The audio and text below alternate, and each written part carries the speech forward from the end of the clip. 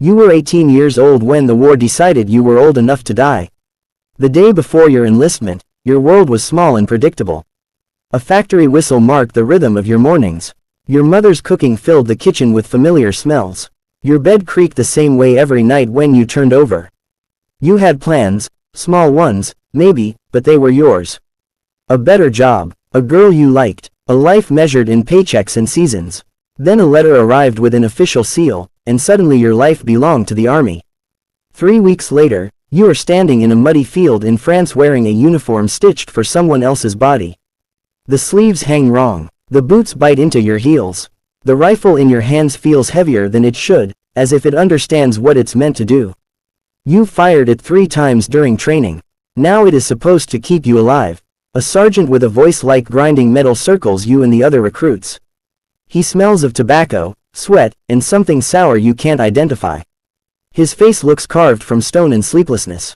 He calls you maggots. Says the enemy will carve you open if you don't learn to obey without hesitation. Says hesitation gets men killed. You believe him because his eyes don't blink when he says it. The train ride to the front was your first lesson. Cattle cars, no seats, no privacy, no silence. For 3 days you stood shoulder to shoulder with strangers, the air thick with breath and fear. Some men joked loudly, others stared at the wooden walls. One cried quietly at night, thinking no one could hear. When the doors finally slid open, cold air rushed in like mercy. Now you march. The boots rub your skin raw within an hour. By nightfall your socks are sticky with blood. No one cares. You march until your legs move automatically. You eat when told. You sleep where told. Barns, open fields, sometimes directly on damp earth. Hard biscuits crack between your teeth. Canned meat tastes like metal and salt. Older soldiers pass by on their way to the rear lines. They glance at you with something that looks like pity, though they try to hide it. They know where you're headed. You don't. Not yet. When you first see the trenches, they don't look like the grand fortifications you imagined. They look like scars carved across the land. Zigzagging lines of mud and timber and wire stretching farther than your eyes can follow. You climb down a ladder into one and step immediately into freezing water. This is home now. The trench smells of rot, wet wool, unwashed bodies, and something worse, the faint sweetness of decay drifting from no man's land. Wooden planks line the walls. Sandbags sag overhead. Duckboards float unevenly over mud that never dries. At dawn, you stand on the firestep with your bayonet fixed, staring across a field of churned earth toward enemy lines you can barely see. The light at dawn is pale and uncertain. They tell you attacks come at this hour. Sometimes they don't. You stand anyway. Artillery begins to define your days. The distant thud of outgoing shells. The rising whistle of incoming ones. You learn to count the seconds between sound and impact. You learn which direction to dive. You learn that sometimes there isn't enough time. The first shell that lands near you doesn't just explode. It rearranges your understanding of the world. Earth leaps into the sky. Wood splinters. A man beside you screams and then stops. Afterward, your ears ring for hours. You taste dirt and blood. You realize you are still alive. That feels like an accident. Rats grow fat between the lines, feeding on bodies no one can retrieve. They slip into the trenches at night, bold and unafraid. One runs across your chest while you sleep. You wake up screaming. The older soldiers laugh without humor. You'll get used to it, one says. You do. Lice become constant companions. They live in the seams of your uniform, in your hair, in places you're ashamed to admit. The itching is relentless. Men scratch until their skin breaks and infections bloom. Trench fever spreads quietly, leaving soldiers weak and shaking. You get sick. You recover. You return to duty. Survival becomes your only ambition. After 3 months, you're still alive. That alone makes you experienced. They give you a stripe and 4 men. You are now responsible for them. Some are older than you. One has a child he's never met. Another used to teach mathematics.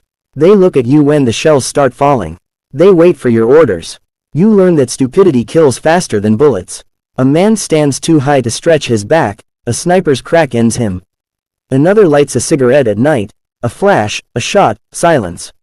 You drill into your men the discipline you once resented. You decide when to fire and when to stay silent during enemy probes. Too soon and you reveal your position. Too late and they're inside the trench. One afternoon, during what seems like a lull, a young soldier under your command rises slightly above the parapet to peer across no man's land. The shot is immediate. He falls backward into your arms, eyes already empty. You write to his mother that evening. You say he died instantly. That he felt no pain.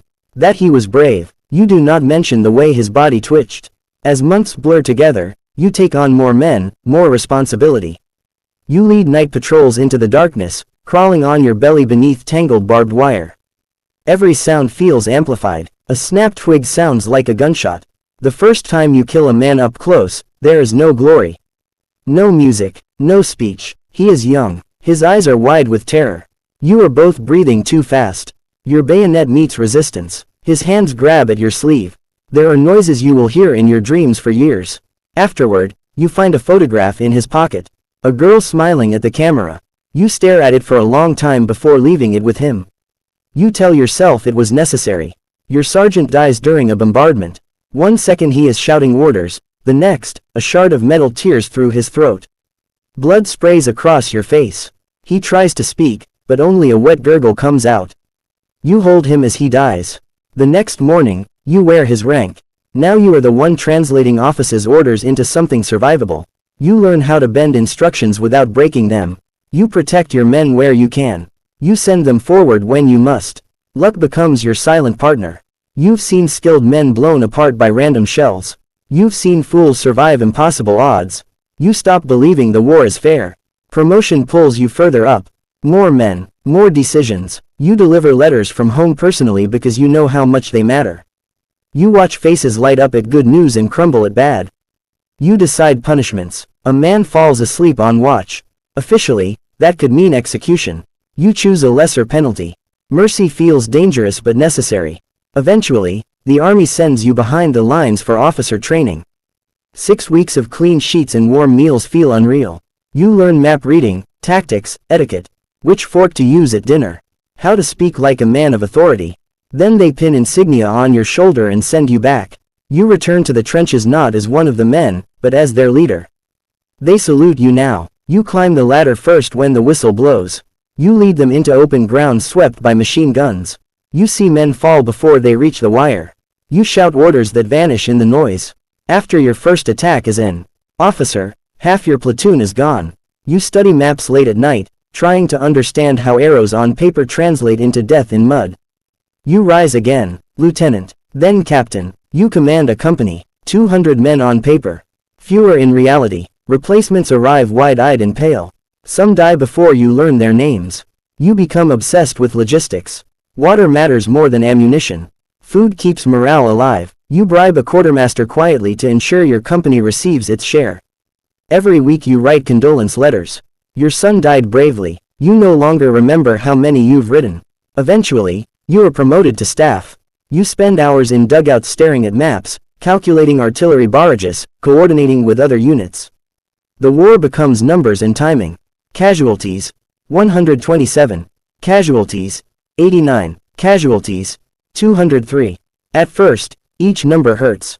Later, they blur. You rise higher still. Battalion command, hundreds of men. You argue with superiors about impossible objectives. Sometimes you win small concessions. Sometimes you don't. Your battalion takes 40% casualties in a single assault ordered from far behind the lines. You write the report carefully, choosing words that soften disaster. Alcohol becomes a companion. Eventually, you command thousands. You live in headquarters miles from the front. You hear the guns